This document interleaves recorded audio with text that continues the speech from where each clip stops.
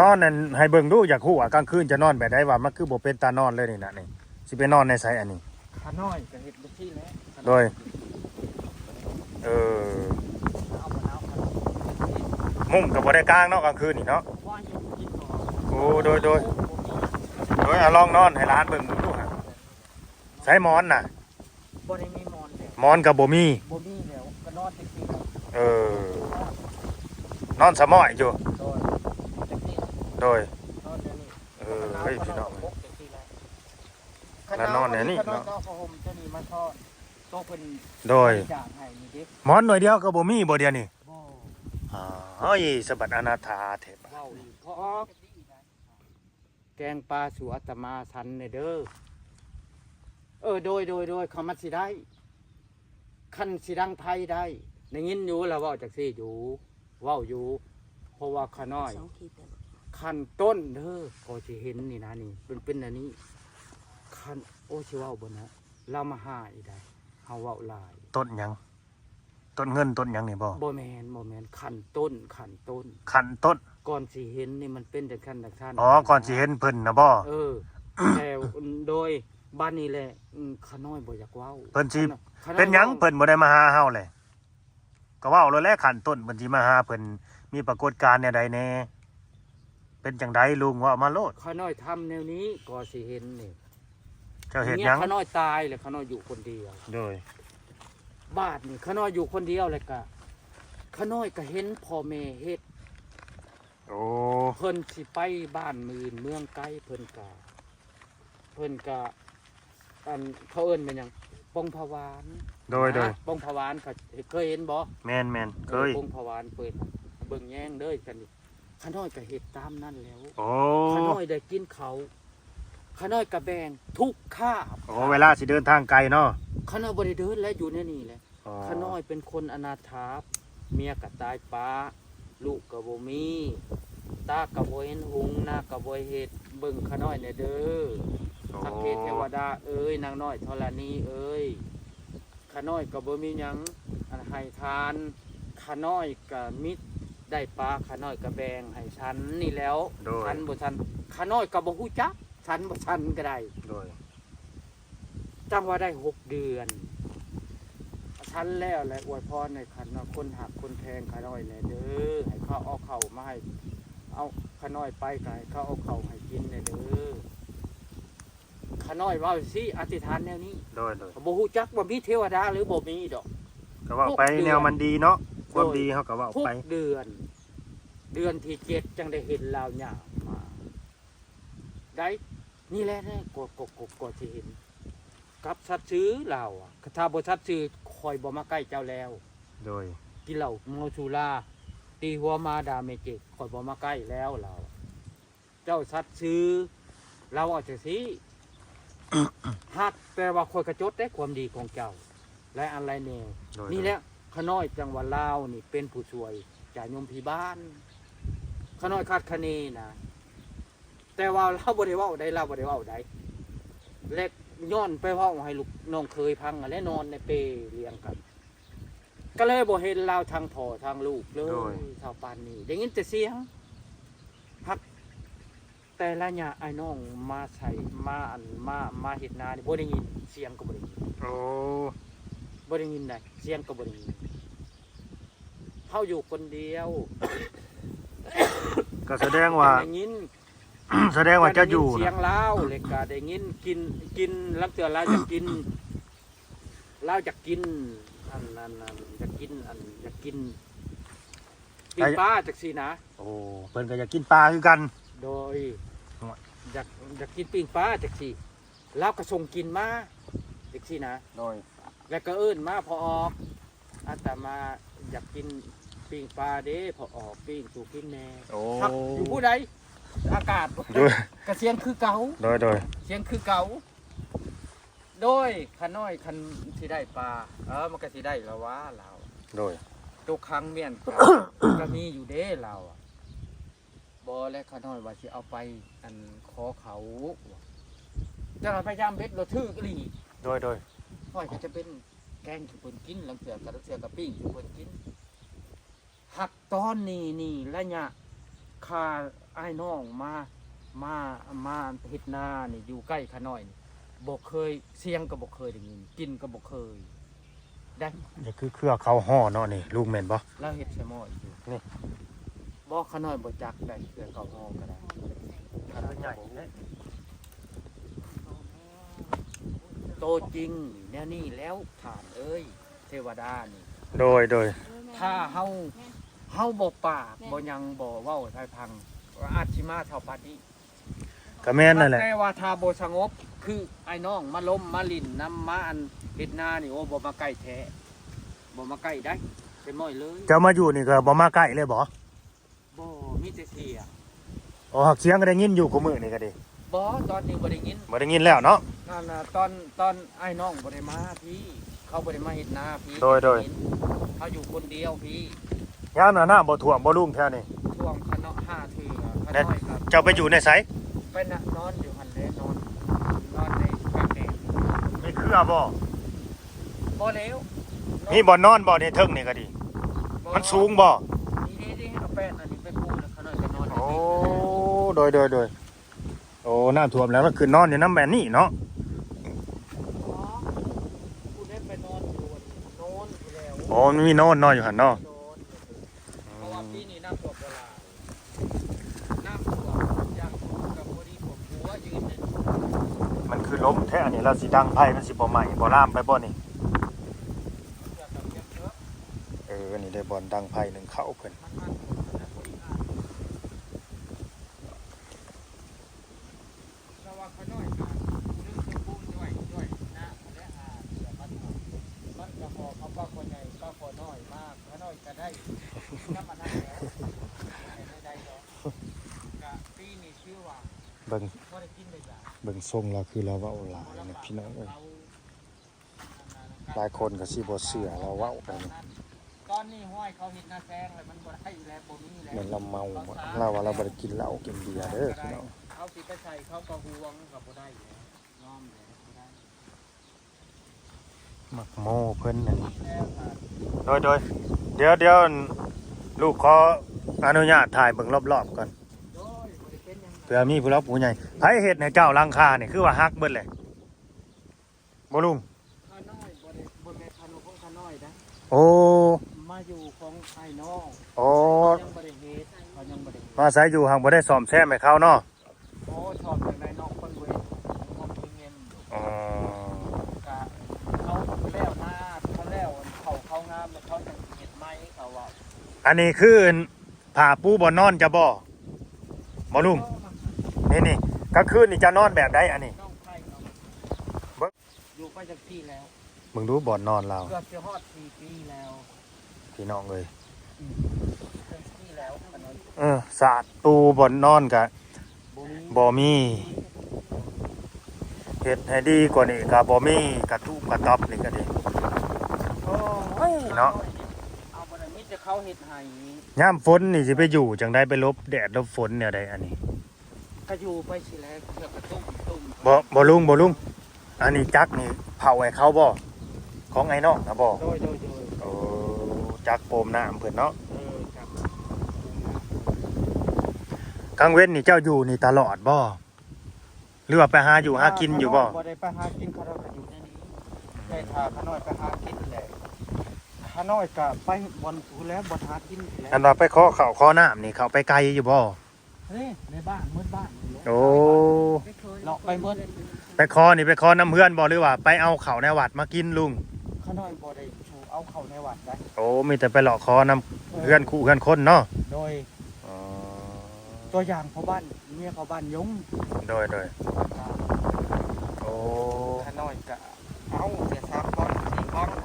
เคยกินนะเพิ่นเนาะ โดยก็หลายคนผู้ใจบุญหลายคน แม่น ผู้ใจบุญเพิ่นให้ขาน้อยก็ ชีวิตอนาถาพี่น้องเอ้ยเนาะ ได้บุญ อยู่ผู้เดียว และก็เทวดาคือขาน้อยเว้าก็มี โดย มีจริงได้ มี ขาน้อยไปยืน เทวดาเอ้ยสมมุตินะขาน้อยของขาน้อยนั่งได้ปีนไผ โดย ขาน้อยไปเอาพื้นก็เดิมลุกขึ้นเพียงนี้แล้ว ปาดตู้ละชูเรียล้อนี่ แม่น ปา เพิ่ ด นก็สูงอะไร มีเท่านึงเรามาให้เบิ่ง9 คน โอ้ มี มี พระวันที่ทนอีกมาผู้หนึ่งเจ้าว่าพระวันที่ทนนี่เป็นเทวดาได้ โอ้ ไปเกิดเป็นเทวดานำเขาได้พระวันที่ทนเจ้าฮู้บ่ อาจสิเป็น คนบัดดง โดยอาจสิเป็นองครักษ์เพิ่นเนาะเป็นบริวารเพิ่นนั่นแหละ โดยจังว่าเราหักบอกว่าหยังได้เราเห็นเราหัวเซยอยู่ แต่ว่าตอนนั้นเรา70เนาะเราเสียแต่ตอนเราเป็นเทวดานี่คน30-40นี่ได้ โดยปลาลุงไปดังไพ่หนึ่งเข่าไปเฮาจะเห็นว่าเจ้าหนึ่งเข่าหนึ่งน้ำแบบใดนี่เอาน้ำในใส่มาหดมาหวดเข้านะบอกว่าเอาน้ำคลองนี่โลด เอานี่แล้ว มันบ่มีปุ๋ยมีหยังบ่น้ำคลองนี่ เพราะเขายังไม่ได้ใช้ โอ้นี่ได้หมักโม่เพิ่นเอาไปซื้อหมักโม่นะพี่น้องเอ้ยนี่หมักโม่หมากหนึ่งแล้วว่าเส้นมีนี่ก็ซื้อมาบ่ลุง เขาเอาให้ โอ้เขา น้องไผ่เอาให้ เอาให้ น้องไผ่เอามาจังหวัด กระ เอามา โตะ จังหวัดเลยเพิ่นเอาให้และ โต๊ะเข้าเรา ขนมบัตรบ่มีคงกิน เขานึกว่าเขาเต็มติ๊บแท้แม่น กระติบเขาแห้งซื่อ โดย จักเข้ามาแล้วไว้ในไซอันนี้นะคุณบ่ โดย โดย เพ เอา ราะว่าที่เข้าวันนี้แหละพัดได้ยินเสียงคนมา โดยจะว่าหิวเข่าวแล้วพยักเอาดังไพ่หนึ่งเข่าวคือลมแท้มันสิบ่ปิ้วไปสิบ่ใหม่ไปบ่ลุง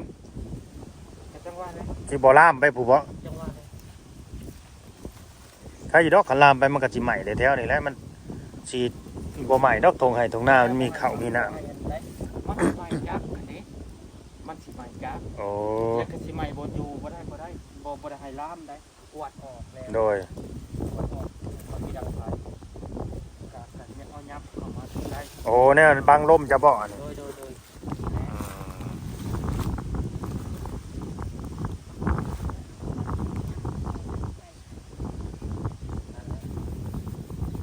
เช้ายังอ่อยบัดนี้มีอยู่บ่แนวอ่อยไฟ มีอยู่พ่อข้างนอกก็บ่อยากดังเลยเพราะว่ามันทานกับมะพร้าวอยู่ เว้าตามสื่อเลยข้างนอกก็อายแล้ววะ อายในใดดังโดนแล้ว โอ้ สิ บ่ดังเลย สิเบิ่งเจ้าหนึ่งข้าวหนึ่งน้ำว่าเจ้าเฮ็ดแนวใดวิธีชีวิตเจ้าหนึ่งข้าวหนึ่งน้ำกินเองหั่นนะอยากเบิ่งให้ผู้รักผู้ใหญ่เพิ่นเบิ่งนำเพื่อเพิ่นสิได้เมตตาเฮาว่าการใช้ชีวิตของคนแก่ชราคนหนึงพี่น้องเอ้ยที่ว่าลูกเมียบ่มีหั่นแหละของเขาหมาเพิ่นแล้วก็หมาหลายเติบเนาะ ป้องหนึ่งกับ3 กรัมถือว่ากุ้มหนึ่งมื้อ หนึ่งมื้อ เพราะว่าข้าน้อยกินตอนเช้ากับตอนแรงเท่านี้ตอนเพลนข้าน้อยบ่ได้กิน โดย ข้าน้อยกดนั่นกำหนดเอาเองเพราะว่าข้าน้อยเป็นคนฮู้ว่าตัวเองเป็นคนอนาถาหาข้าวหาน้ำยากและกินแต่ตอนเช้ากับตอนแรงเท่านี้ อ๋อ มื้อหนึ่ง2 ข้าว โดย เท่านี้อันตอนเพลนแหละบ่ได้กินอดทนอยู่ประมาณ3 เดือนก็เลยคุ้นเลยลื่นเลย แล้วก็เท่าปันนี้ โดย เกือบจะหมด4 ปีแหละ อ๋อ น้อยกินแต่มื้อหนึ่ง2 ข้าวตอนนี้โอ้ยดังหมดเลยเด็กเราจะเอาอันนี้เล่นมาดัง ดังโลดแล้วลุงเอ้ยดังโลดแล้วบ่เป็นหยังดอกดังโลด คะแนนอย่าให้มันลามแหละพอ สิอายหยังดังโลดเกือบขาดบ่น่ะหรือว่ายางตีนโลด ย่างตีนลูก โอ้ เขาน้อยไปขอเอาน้ำช่างเขาขอ โดย ตีนลูกเขาอะไรมันดังเขามาดังไทยมันดังยากนะในนี่แหละฐานไฟฟ้าดีมันดีถ้าเราจะหายกลับเลยเพราะว่าข้าน้อยอยากหนึ่งเขาอยู่แล้วเด้เบิดเลยเด้เว้าสุพังเบิดสุแนวเลยเด้ อย่างหนึงเข้า โดยข้าน้อยกับข้าแขกกับบุญคานเห็ดแล้วแนวเวียกตัวเองหั้นนะ บ่เฮ็ดได้บ่เป็นหยังดอกเพราะเฮาก็อยากเบิ่งเจ้าคือกันว่า ข้าน้อยกับข้าแขกบุญเห็ดแล้ว เพราะอยากเบิ่งเจ้าได้ว่าสิเฮ็ดแนวใดแบบว่า เฮาก็ดังไพ่เลยกันนึงนี่เฮาจูดอันนี้แล้วเฮาก็ดังไพ่ขึ้นเลยกันนึง ตามสบายกับลูก โดย หนึ่งโลดดัง บ่แล้วเฮาบ่อยากหนึ่งแล้วข้าแขก อนำเด้อแขกอ่ะกลับบ้านจ้ะโอ้ค่ะ ได้แต่ อื ว่าม เว้าสิพังเพิ่นเลยเด้ชวนสิแนวล่ะ เออ ขาน้อยว่ากับชาขาน้อยสิเฮ็ดเวียกขาน้อยแล้วบัดนี้นึ่งข้าวเรียบร้อยแล้วก็กินแล้วก็อันสิไปหาใส่เบ็ด โอ้นึ่งข้าวแล้วก็สิกินข้าวแล้วก็สิไปหาใส่เบ็ด โดย อ่า ไปใส่เบ็ด โดยอ้าวกลับก็กลับพี่น้องเอ้ยเพิ่นให้กลับแหละเพิ่นบ่ยังให้ เรา บ่แม่นเพราะว่าขาน้อยอัน มันหิว พา ข้าว เวียกอยากไปหาใส่เบ็ดเด้ เพิ่นบ่ยังให้เห็น น้าอ้ายน้าอ้ายผู้ขาน้า แล้ว อ้าย อาย เอาเงินเราไปซื้ออัน เอาสิเอาเงินให้นี่เอาลุงแอดได้เนาะ โดย เอาสิเอาเงินให้30,000กีบ เอา เอา ขาน้อยก็มีสำนึกขาน้อยสิไปใส่เบ็ดเอากระปูใดกระปูใด อันนี้เอาให้เงินเจ้า30,000กีบเด้อเลยไปซื้อซื้ออีหยังพี่น้อง สาธุ ซื้อของกิน ซื้อของกินเจ้าเล็กๆน้อยๆหั่นแหละเนาะ โดย ซื้อยาสูบ 30,000กีบ30,000กีบ โดย นี่เหงื่อเพิ่นพี่น้องเอ้ย เนี่ยเบ็ดกระปูน้อย มีแต่กระปูเนาะ กระปูน้อย ไปหาอยู่ไสกระปูนี่ลุง ข้าน้อยไปบ้านนาสานไปย่างเต๊ะดึกเลาะขอกไปเลาะขอกทาง กระปูน้อยนี่มันมักถึงปลาขอเลยเนาะปลาดุกก็กินบ่ บ่กินแต่ปลาคอลองมากับปลากดครับมันมีแล้วก็ปลาบูเท่านี้3อย่าง โอ้ ตัวร้ายก็ยืนยันโลดว่าปลาคออย่างเดียว โดยอันนี้ต้นหอมเนี่ยกับเพิ่นให้มาบ่หรือว่าไปซื้ออยู่ตลาด ข้าน้อยไปมื้อเช้าไปซื้อเอามังโมแล้วก็ไปซื้ออันนี้ โดยโอเคพี่น้องเอ้ยเฮาก็สิได้จบคลิปเนาะสิ เรา ได้ หิวเขาเพราะฉะนั้น ยาเมื่อยาเราหิวข้าวแล้วเลยอยากดังไผหนึ่งข้าวแล้วก็สิกินข้าว แม่และค้าแขก แบบเรา จักแจนได้แหละ บ่สะดวกนะเอาง่ายๆซะ แม่น เราอายบ่เรือจังได๋ อายอะไรอาย อายบ่ลุง อายกะข้อที่หนึ่งอายข้อที่สองกะเฮาเฮ็ดเวียกบัดแขกมาเฮากะบ่ควรนะที่ไปเฮ็ดเวียกเฮา โอ้ คิดไปซั่น เดี๋ยว คิดจังซี่แหละ อันนี้เข้าใจ คิดจังซี่แหละ เข้าใจคือ เฮา ความหมายเพิ่น ป้าแขก แม่นคือความหมายเราเนี่ย เป็นอันนี้แหละ ถ้ามีคนมาหาหนนาพี่น้องเอ้ย ต้องคุยกับคนก่อน ต้องคุยกับแขกกับคนก่อน นั่นแหละ สิมาเฮ็ดเวียกบ่ได้ ถูกต้องเลย อาจสิไปเฮ็ดเวียกของเฮาเชยอยู่บ่ได้แบบ นั่นแหละนั่นแหละมันบ่ควรหั่นนะ อ๋อ แต่ ก็ น้อย คือ ก็เลยบ่อยาก เพิ่นก็เลยว่าคอนี่ให้เฮานี่กลับก่อนเพิ่นว่า อีกมุมหนึงก็จะคือเพิ่นไล่เฮากลับดี บ่ แหละ โอ้ยสิว่าซั่นผู้ข่าวบ่ได้ไล่ผู้ข่าวบ่ได้ไล่บ่ได้ไล่ โดยเฮาขอไม้เฮาคืนลุงเด้อขออนุญาตเด้อ โดยแล้วแต่ โอเคให้เจ้าเฮ็ดอยู่เฮ็ดกินเนาะบาดนี้เนาะ โดย เฮาก็สิได้ บ่รบกวนแล้ว บ่รบกวนเพิ่นพี่น้องเอ้ยเนาะ ขอบใจเด้อ โดย ให้ ถูกน้ำถูก โดยให้อยู่ดีมีแห้งเด้อลุงเด้อ โดย โดยให้อยู่ดีมีแห้งสุขภาพเข้มแข็งเนาะ โดย ขอให้มีผู้รักผู้ใหญ่เพิ่นเอ็นดูเมตตาให้การช่วยเหลือสงสารเพิ่นพี่น้องเอ้ยแต่ว่า เป็นคนอนันทาจริง โดย เมื่อเท่านี้แหละ เห็นได้ลุงสิได้เพาะกับเทวดาอีกบัดนี้ บ่ได้พ่อดอกเพราะว่าเฮาไปเว้า เว้าเบิดเลยเนาะ เฮาไปเว้าให้คนพังก็ได้ อ๋อ โดยสำบายดีลุงสำบายดี ว่านี่ทานอยากถ่ายรูปเอ้า โดย อยากครบสมมุติว่าเป็นแนวนี้แหละเฮาเขาเอิ้นว่าได้เนาะเบิ่งคิดก่อนเด้อ คิดก่อน เฮาสิเว้าให้มันถูกกันนะสมมุติว่าเฮาเตรียมตัวจักซี่ โดย มีคนมาเตรียมพัง โอ้เทวดาบ่มาไกล อ๋อ บ่ โดย เป็นอันนั้นมี โดย มือหนึงแมวมาเวียนพอลมกันกับหลาน นี่ จอย แมวมาเวียนจุเฮาเลยเทวดาสิมาแล้วเพิ่นบ่ได้มาแต่เฮิงเลยจับแขนหลานเนี่ยโอ้ยมันผืดไปโป๊บบักใหญ่ย่า โดยอันนี้ เดินลุงแอด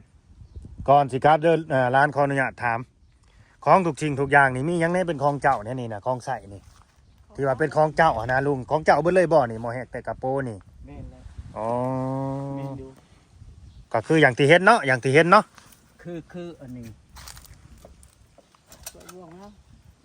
ข้าน้อยก็ไปหลับน้ำองค์น้ โอ้ ำอันเวียดตลาดนะเด้ โดย โอ้นำ คืออันนี้นี่ ไปหลับเขาแหละให้เงินเขาแหละบ่ ทานให้เทวดาฉัน โอ้ ข้าน้อยได้มาข้าน้อยก็แบ่งให้ฉันให้เพิ่นฉันนี่เด้ นี่นะสิ ให้เทวดาบ่อันนี้ โดย โอ้คือ ซอง แม่น แผ่นซองอันนี้อันนี้ข้าน้อยป้าแม่นตอนเช้าคนนี้ โอ้คือเหี่ยวๆแล้วเนาะ เทวดาฉัน แม่น เทวดาชั้นแหละ ขาน้อยเพิ่นชั้นแล้วขาน้อยขอชั้นขอน้ำเพิ่นเลยกับชั้นคือเห็นว่าอันยักคู่ชั้นแล้วก็ไม่ออกชั้นตืมขาน้อยก็เว่าจังซี่ โดย รู้สึกว่าบริพิษแปลกแนงใด รสชาติยังคือเก่าบ่ คือเก่า โดย ชงใช้เพิ่นสิกินผัดเงานี่เลยเด้แบบเงาอันนี้เลย โดย หรือว่าน้ำทำนี่เด้นี่ย่านแบบนี้เพิ่นชั้นนี่นะ อันนี้เว้าซื่อๆได้แต่ว่าถูกบ่ฮู้จักคาดคะเน แม่นก็สิมีเหตุผลอยู่คือจะเว้ากันน่าสิถูกอยู่ดอก แต่ว่ากินนี่คือเก่าเด้อรสอีกก็คือเก่ารสชาตินะเด้คือเก่าขาน้อยลองทดสอบแล้ว มันบ่ แปลกอันนี้ว่ะ มันบ่คือตัวนี้เด้อ